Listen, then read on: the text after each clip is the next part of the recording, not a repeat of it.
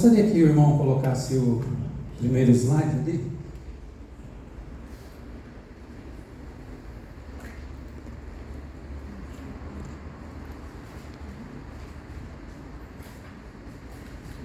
Em Provérbios 25, verso 2, diz assim: a glória de Deus é ocultar certas coisas, tentar descobri-las é a glória dos reis.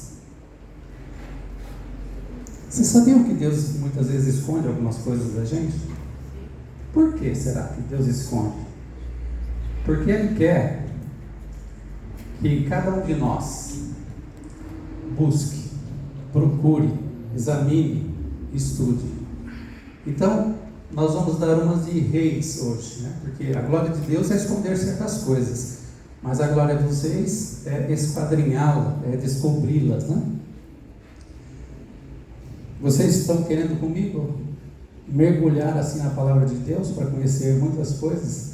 O tema que nós vamos trazer hoje é um tema bastante conhecido. Inclusive semana que vem vai dar continuidade nesse mesmo tema. Mas eu garanto para vocês, o tema pode ser igual todo o tempo, mas a gente descobre coisas novas dentro do mesmo tema, porque a palavra de Deus é inesgotável, né?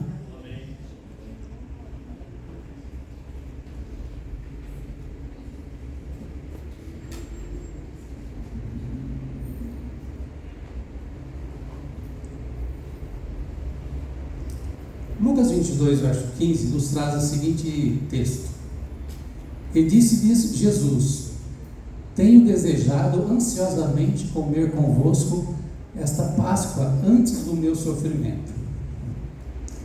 Então chegou o dia da Páscoa em Jerusalém, e Jesus ele já sabia que aquela seria a última Páscoa que ele comemorava com os discípulos. Jesus já tinha comemorado outras Páscoas com seus discípulos, mas aquela especificamente ele sabia que era a última, e ele estava desejoso, ansiosamente, de participar dessa Páscoa, porque os discípulos não sabiam, mas ele sabia que seria a última Páscoa dele, antes do sofrimento e morte dele, né?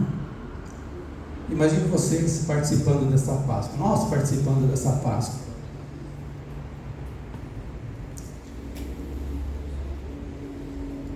Então, olha só, Jesus preocupado em participar daquela Páscoa, daquela cerimônia de Páscoa, ele já de antemão já falou com dois discípulos dele, João e Pedro, o seguinte: e no primeiro dia da festa dos pães asmos, esse pães asmo é um pão sem fermento, né?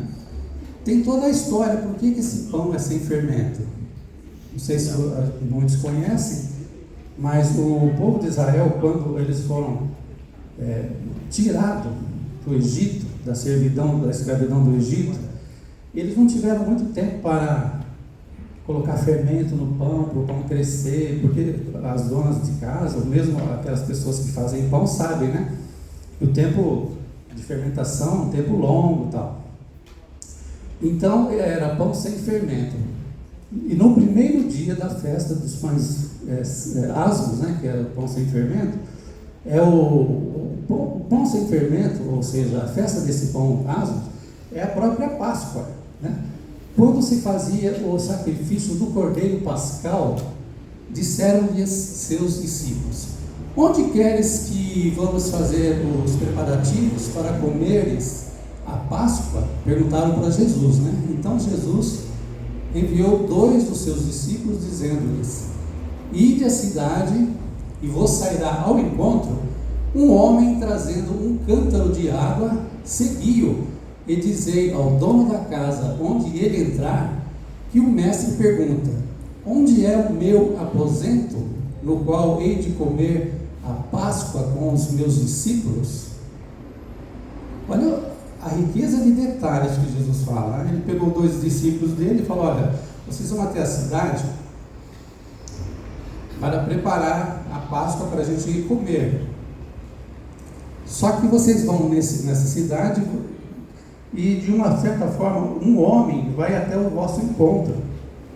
Então vocês sigam esse homem, que ele vai mostrar o lugar que nós vamos comemorar a Páscoa. Riqueza de detalhe, né? Ele vos mostrará um espaçoso cenáculo mobiliado e pronto. Ali fazei os preparativos.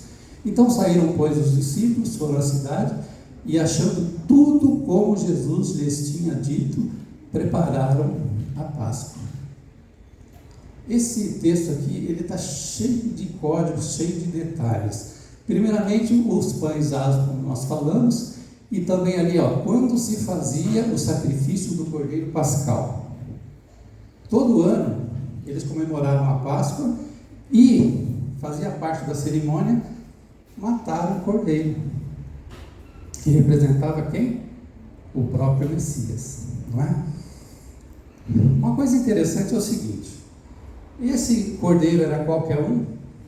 Aquele cordeiro que não era qualquer um.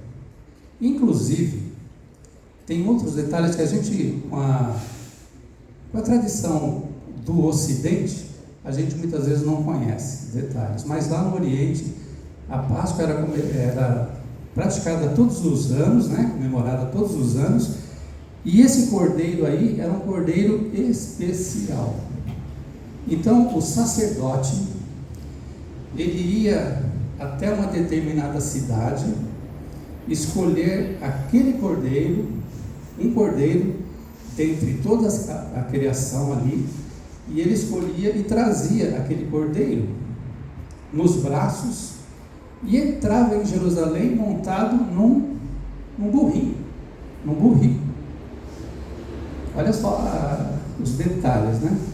E aonde que esse sacerdote ia buscar? Qual a cidade que ele ia buscar? Era ali em Jerusalém mesmo? Não. Eles só comemoravam a Páscoa com o cordeiro determinado, tirado dos criadouros de uma cidade chamada Belém. Olha a riqueza de detalhes, você vai assim formando já uma ideia de como é perfeita a palavra de Deus, né? O sacerdote é em Belém. Isso nos remete a quê? Que Jesus, Cordeiro de Deus, nasceu aonde? Na cidade de Belém. E a gente não pode aqui entrar em todos os detalhes, mas vocês lembram que depois Jesus pediu também para, quando ele foi no dia da Páscoa, né? No início da Páscoa, ele foi montado num burrico, igualzinho o sacerdote fazia com aquele cordeirinho na mão. Então, tudo apontando para o Cordeiro de Deus, que é Jesus Cristo.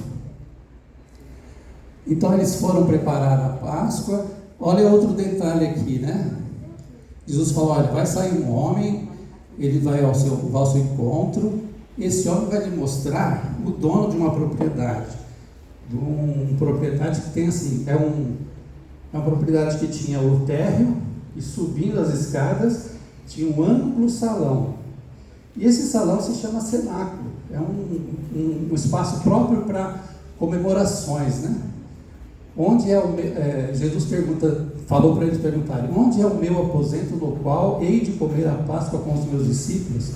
E ele vos mostrará um espaçoso cenáculo mobiliado e pronto. Ali fazei os preparativos. Saíram, pois, os discípulos, foram à cidade, e achando tudo como Jesus tinha falado, tinha dito, prepararam a Páscoa. Muito bem. Essa preparação não era uma preparação assim rápida, vamos fazer de qualquer jeito, não. Tinha todas as ordens, né? Todo aquele processo de preparação, cada elemento ali da mesa tinha um simbolismo, tudo apontando para Jesus Cristo. Então, nós não vamos detalhar tanto os elementos que tinha nessa mesa de comemoração da Páscoa, porque são vários elementos. A gente está querendo aqui apenas, vamos observar um dos elementos que estava ali na Páscoa que Jesus ia comemorar com os discípulos. Dentre os elementos, tinha lá o pão asmo, né? Inclusive esse pão, eram 3 pães na verdade. 3 pães, um em cima do outro. O primeiro pão era o pão Abraão. O pão do meio era o pão Isaac. E o pão de baixo era o pão Jacó. Mas aí Jesus, lembra que ele repartiu o pão, um dos pães, né? Ele repartiu o pão. Qual pão que ele repartiu? O Abraão, Isaac ou Jacó? A tradição, né? A tradição judaica dizia que para repartir os pães entre os discípulos, entre os que estavam comemorando a Páscoa, você pegava o pão Isaac, era aquele pão do meio. Porque se você for ver, Isaac, lá no passado, ele foi oferecido como sacrifício, né? Então, é um tipo de Jesus Cristo, Isaac. Aquele pão, então, que eles pegavam na ceia, para repartir entre eles, era o pão Isaac. E também tinha, nessa mesa, tinha os cálices. A gente aqui comemora muitas vezes a Páscoa, assim, com vinho, com suco de uva, ou com alguma coisa, né? As famílias tradicionais do Ocidente, mas lá no Oriente eles praticam essa comemoração até os dias de hoje. É uma tradição milenar, e todo esse ritual, muito parecido com o que Jesus fez lá no passado, é igualzinho até os dias de hoje. As famílias, né, tradicionais de Israel. Então ali não tinha só um cálice de vinho. Sabe quantos cálices tinha? 4 cálices de vinho. Esse vinho que a gente fala é o puro suco da uva, né? Não é vinho fermentado. Então tinha 4 cálices de vinho. Mas de onde que eles tiraram essa tradição? Êxodo 6, versos 6 e 7. Diz assim: portanto, dize aos filhos de Israel: eu sou o Senhor, e vos tirarei de debaixo das cargas dos egípcios, e vos livrarei da servidão, e vos resgatarei com braço forte, com poderosos atos de juízo, e eu vos tomarei por seu povo, e serei vosso Deus, e sabereis que eu sou o Senhor vosso Deus, que vos tiro de debaixo da opressão dos egípcios. Nós sabemos que a escravidão do povo de Israel no Egito, ela se compara muito com a escravidão do pecado que permanece até hoje nos nossos dias.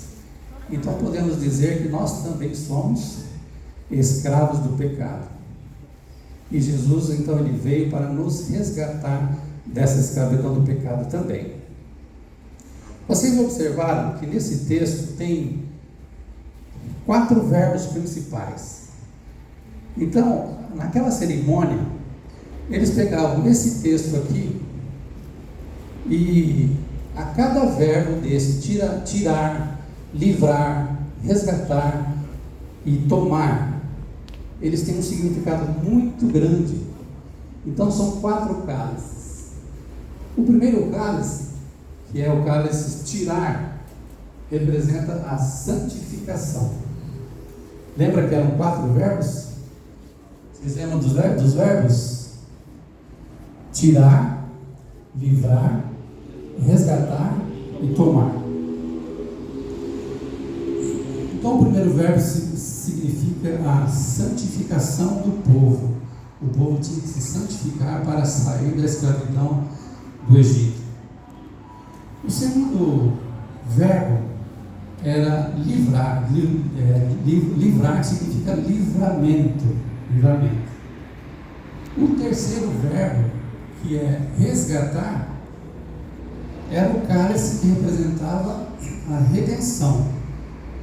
Então, o primeiro cálice representava a santificação, o segundo cálice, livramento, terceiro cálice, resgatar, redenção, e o quarto cálice, tomar. Deus ia tomar para si o povo e se tornar o rei, o Deus deles, né? Significa louvor. Então, na medida que o povo, que ali naquela cerimônia de ceia, eles iam chegando nesses verbos, eles iam contando a história e tomando o cálice. Mas uma coisa interessante é a seguinte: esse cálice resgatar, que simboliza o cálice da redenção, que é o terceiro, ele é tomado no fim da ceia. Não é na sequência dos outros. Olha que interessante. No fim da ceia. Então, nós já sabemos que Jesus comemorava, como eu disse, todos os anos ele comemorava a Páscoa, só que nessa Páscoa foi diferente, né? Ele se preocupou, ele estava ansioso para participar dessa Páscoa, dessa comemoração. Então tinha esses 4 verbos que tem uma história, cada um tem a sua significação, né? O seu significado. E interessante que esse terceiro cálice, então, era tomado depois que terminava a ceia. Vamos ver Jesus aqui tomando os cálices?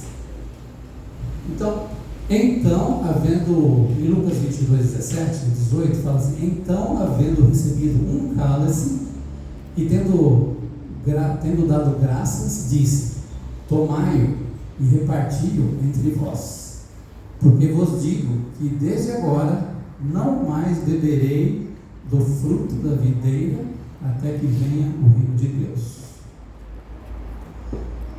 Jesus já tinha dado uma dica para eles, né? Jesus tinha dado uma dica que aquele ali seria... Será que eles entenderam? Que aquela ali seria a última ceia que Jesus tomaria com eles? Porque ele diz assim, que aquela ceia ele não ia mais tomar até que chegar o reino de Deus. Qual vai ser a próxima ceia que Jesus vai tomar? Quando ele voltar, resgatar o seu povo. E eu quero estar lá. Você quer estar lá também? Amém. Amém. A próxima ceia que Jesus vai comemorar não é só com os discípulos, é com todos os salvos. Aonde? Lá em Jerusalém? Não. Naquele cenáculo? Não. No cenáculo do céu, né? Com todos nós reunidos lá. Amém. Muito bem, então Jesus ele recebeu o cálice naquele momento que eles estavam lendo a história, né? Através daqueles 4 verbos. Esse é o primeiro cálice. E eles continuam ali fazendo as cerimônias da ceia.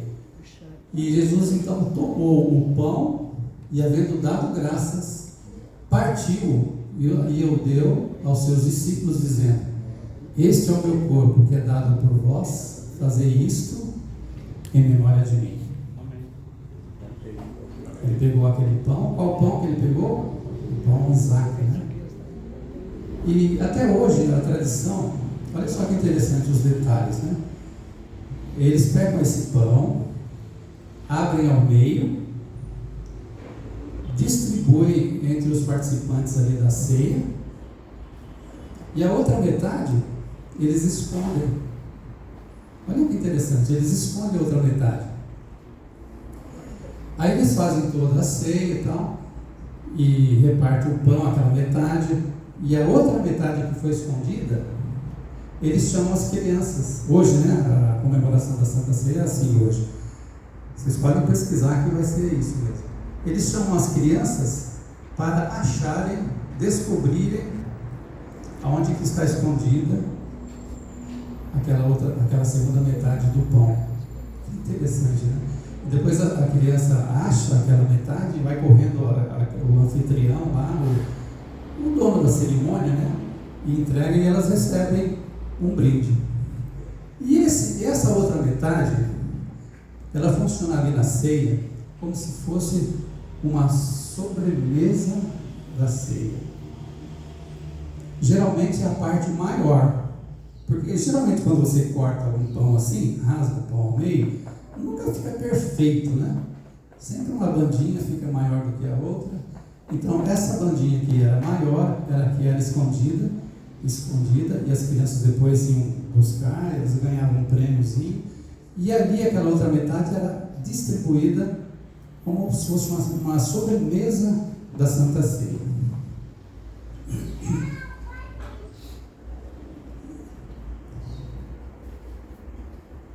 Olha só que interessante, lembra que eu falei que o cálice da redenção era tomado depois da ceia? Lucas 22, verso 20, ela vem nos confirmando isso aí. Depois da ceia, Jesus tomou o cálice dizendo: este é o cálice da nova aliança, confirmada com o meu sangue, que é derramado como sacrifício por vós. Que cálice é esse? O cálice da redenção. Era tomado depois da ceia. A Bíblia confirma isso, né? E esse cálice é muito especial, porque é o cálice da aliança que Jesus fez, que Deus fez com a humanidade. A nova aliança é confirmada com o meu sangue, que é derramado como sacrifício por vós.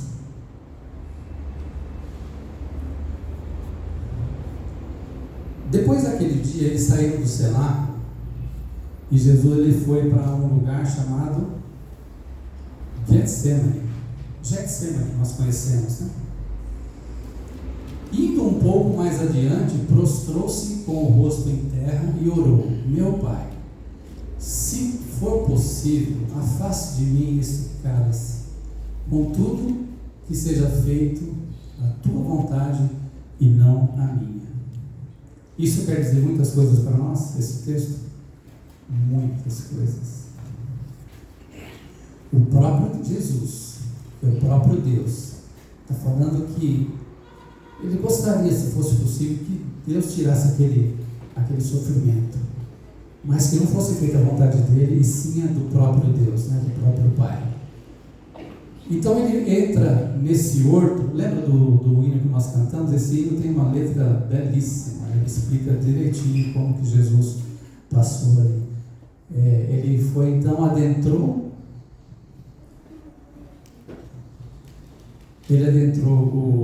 aquele horto. E por falar em horto, o jardim do Getsemane, como nós conhecemos, eu pergunto para vocês: o Getsemane é realmente um jardim?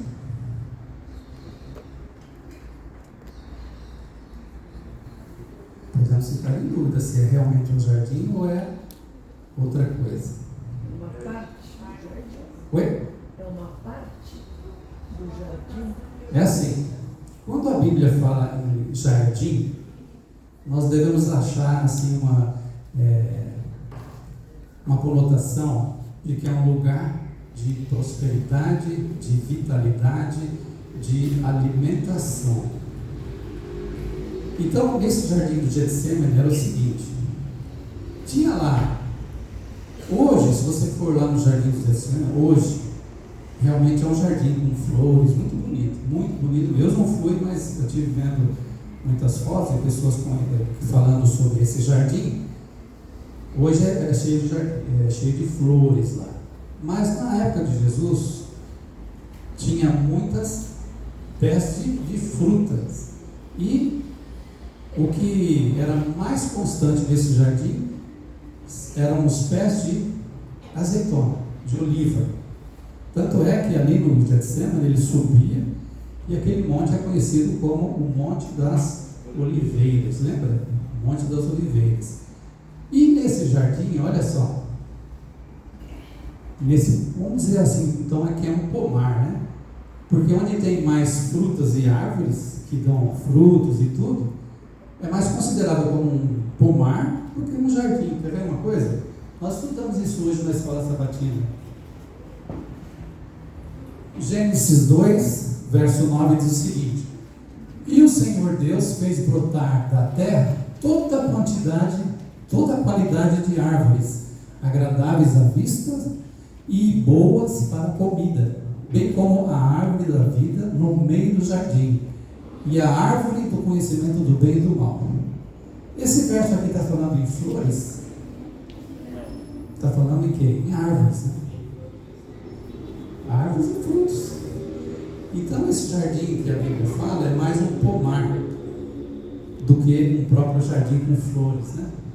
E outro verso que vem confirmando isso é o seguinte: ordenou o Senhor Deus ao homem dizendo: de toda árvore do jardim comerás livremente. Gênesis 2,16.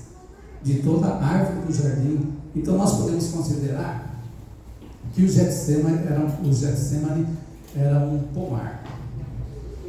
E só que nesse pomar, com tantas oliveiras assim, eles tinham até uma prensa de óleo, uma prensa de azeite. Interessante que esse pomar, ele estava ali, aquele horto, né? E esse horto estava de frente com o templo de Jerusalém. Olha só que coisa incrível, né? E nesse pomar tinha uma prensa que eles usavam para prensar o óleo e extrair dessa prensa das azeitonas o óleo que tem 4 funções. Vou mostrar aqui para vocês como eles extraíam o óleo das oliveiras, das olivas, né?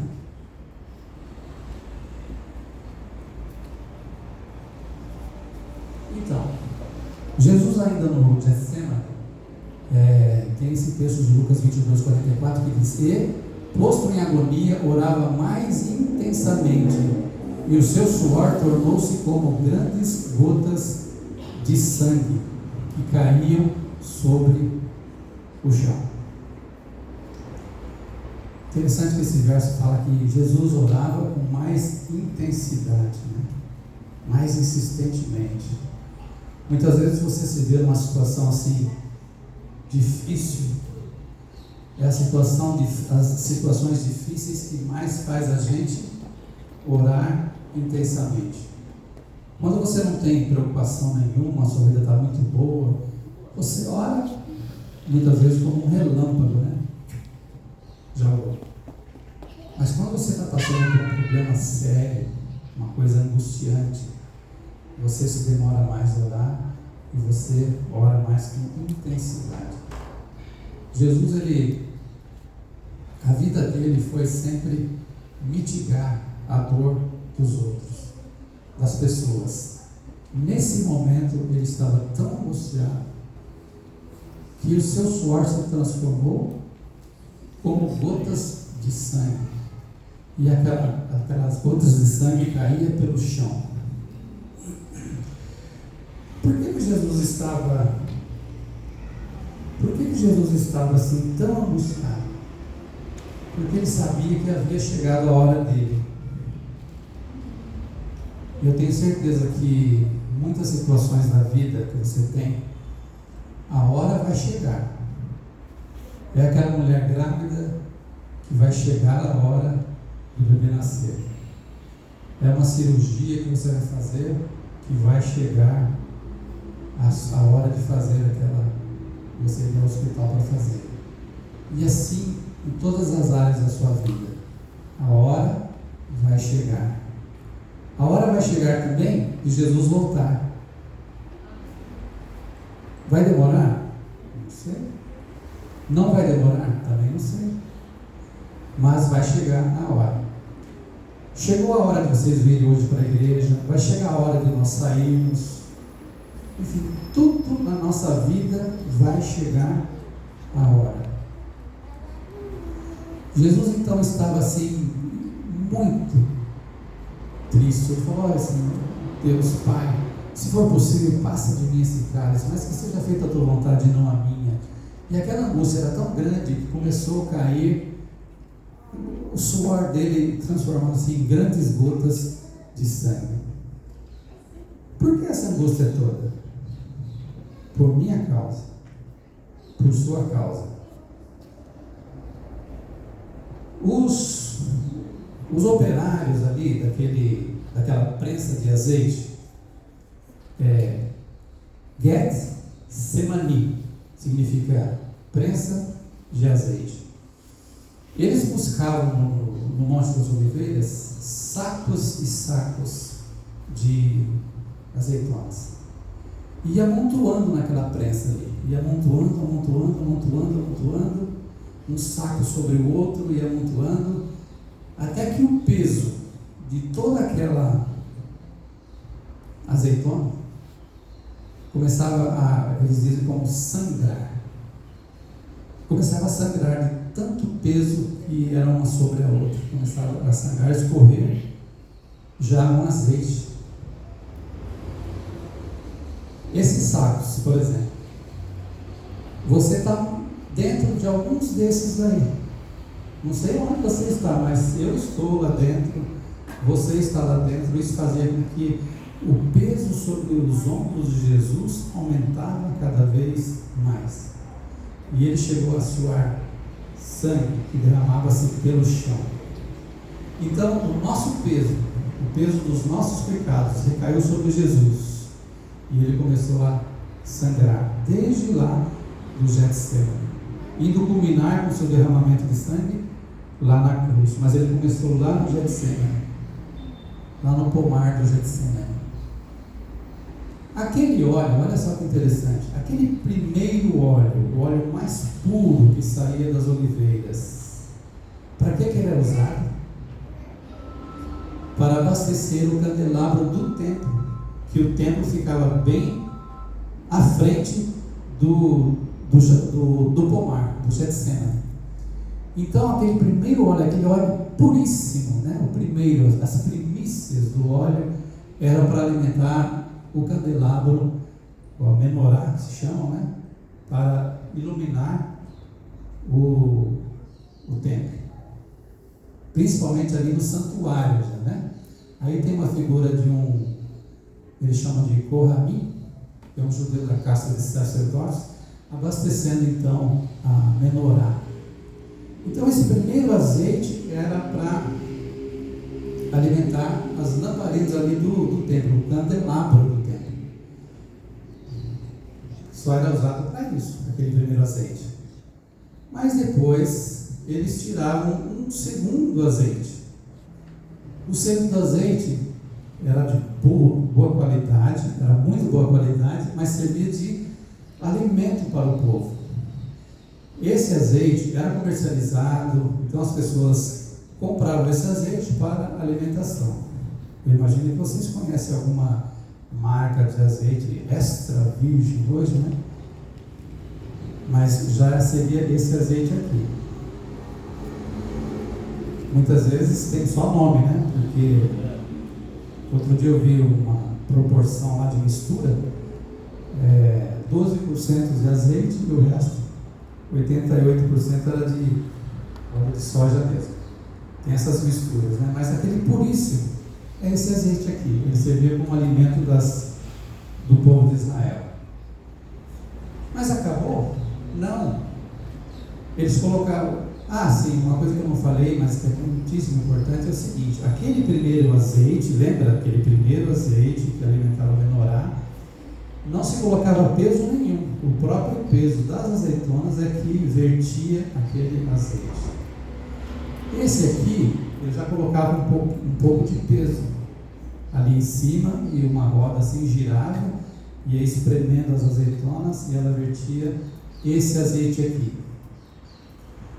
Tirado esse azeite, eles tinham um outro sistema de mais uma maneira de tirar mais azeites. O azeite, o terceiro azeite seria para o unguento das pessoas, ou seja, para a cura das feridas, das chagas. Muitas vezes era usado também para ungir as pessoas, na cabeça das pessoas. Então era esse terceiro azeite. Esse azeite aí, ele já não serve para alimento, mas ele serve como unguento, né? Aí eles apertavam mais ainda. E aquele azeite, esse quarto azeite, ele dava para fazer sabão. Para que serve o sabão? Lavar, limpar, né? Esterilizar. E eles usavam aquele azeite para fazer sabão, porque ele já não dava mais nem para unguento, nem para alimento, nem tampouco para o menorá. Mas acabou? Não acabou. Eles ainda espremiam mais, colocavam mais peso ali e tiravam o último azeite. E esse último azeite era para iluminar as casas. Servia de combustível para as lamparinas, né? Para as lamparinas.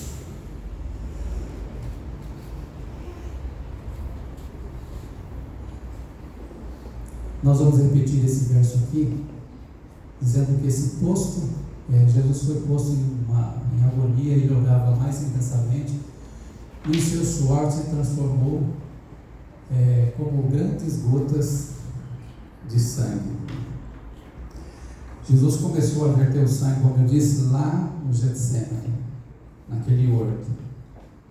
O suor dele, por causa do meu pecado, por causa do seu pecado, a agonia foi tão grande que o suor dele começou a verter e cair ao chão. E aquele suor, ele, dali do Getsemane,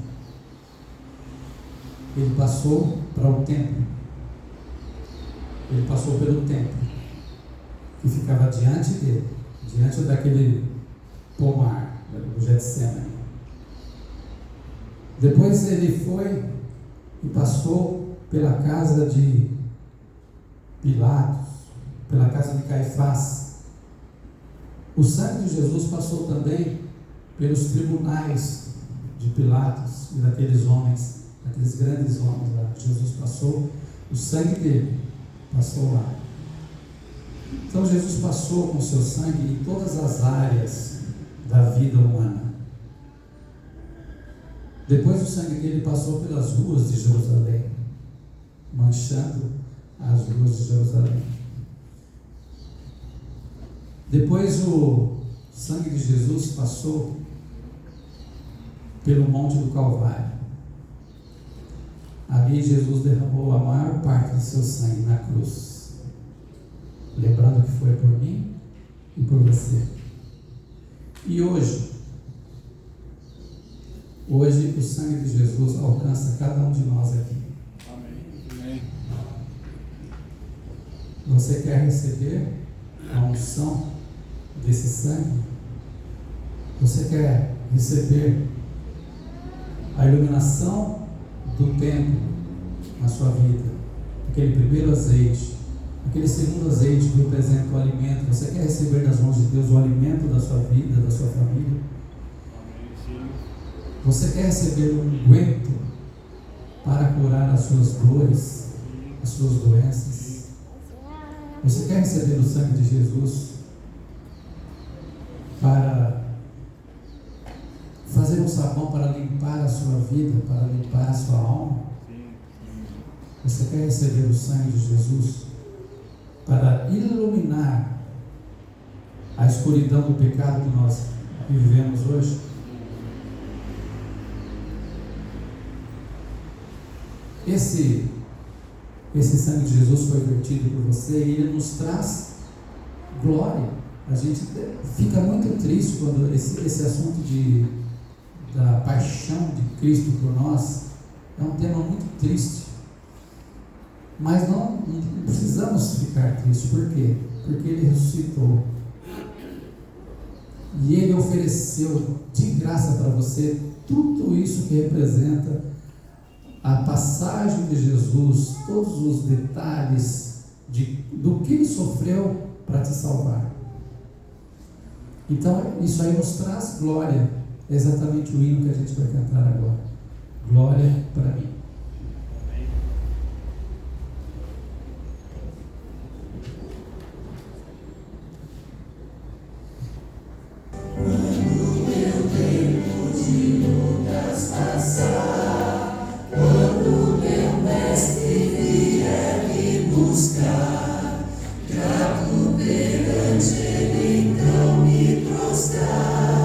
Glória perene será para mim.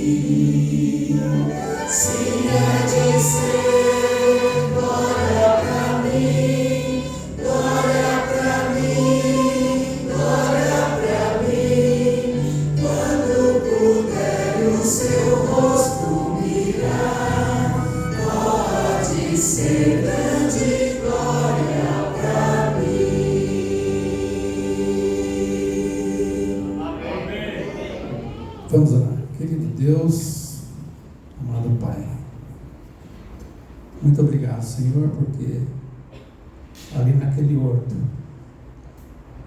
o Senhor se comprometeu a nos dar o livramento da salvação. Nós queremos publicamente dizer que aceitamos essa salvação, Pai.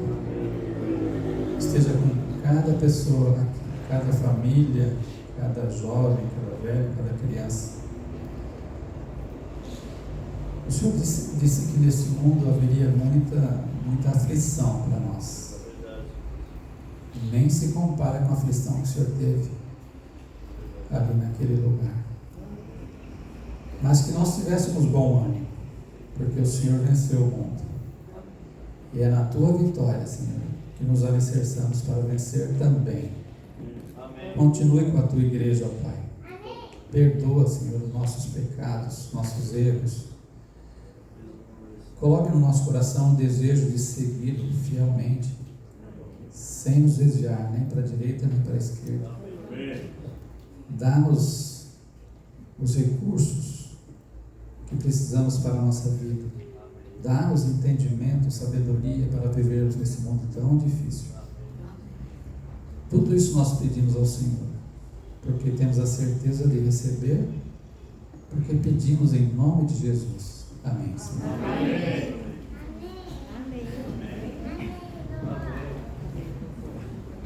Muito bem, irmãos. Para a nossa despedida, vamos cantar o hino Permaneça em mim.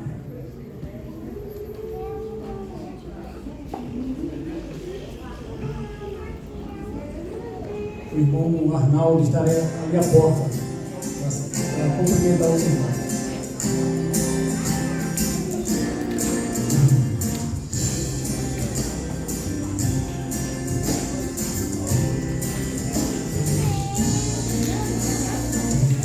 Senhor, em minha vida, pois quero ser templo teu. Quando eu sair deste lugar de Jesus, permaneça em mim. Permaneça em mim. Permaneça.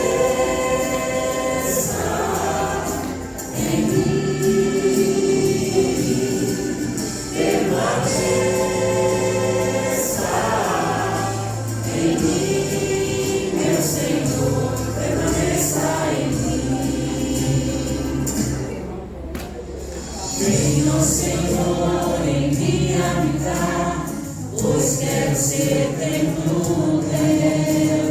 Quando eu sair deste lugar que Jesus permaneça em mim.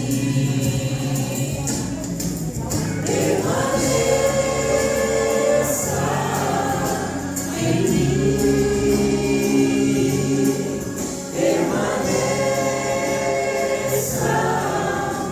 Vem